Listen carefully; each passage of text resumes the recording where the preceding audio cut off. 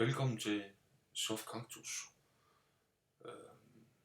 Jeg må lige præsentere mig selv. Mit navn det er Jan Klintrup, og i denne her video vil jeg vise, hvordan man laver en tidsregistrering.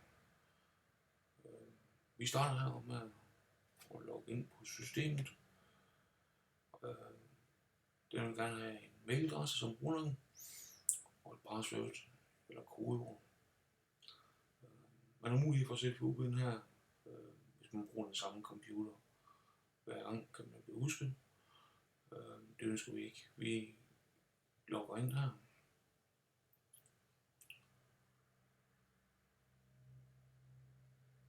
Og vi kan se hernede, at den arbejder.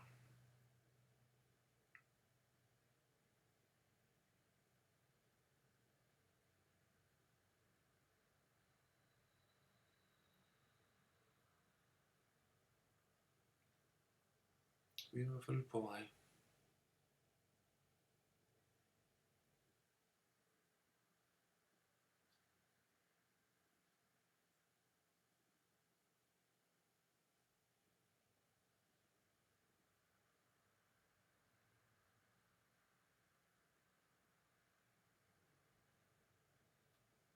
Sådan. Så er vi inde i systemet, og så vil vi gå herop. Der er jo 3 valgmuligheder. Vi tager og laver en dobbeltklik på tidsregistreringen.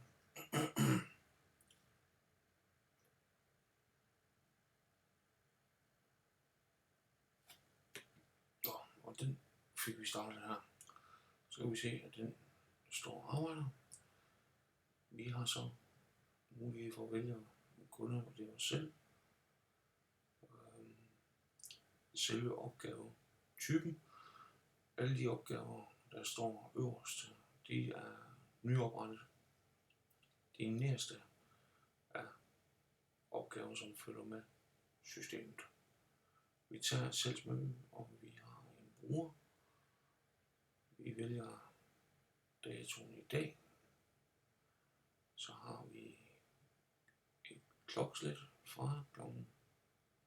10:00 til 12:00.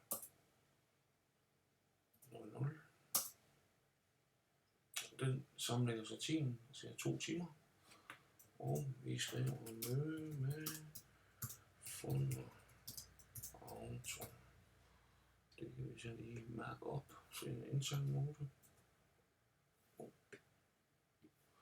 Så jeg kopierer det og laver en ekstern note, og det ser vi igennem.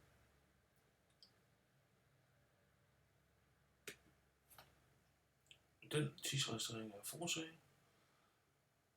Så kan vi logge ud,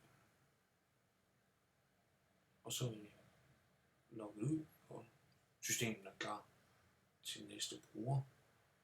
Det var det.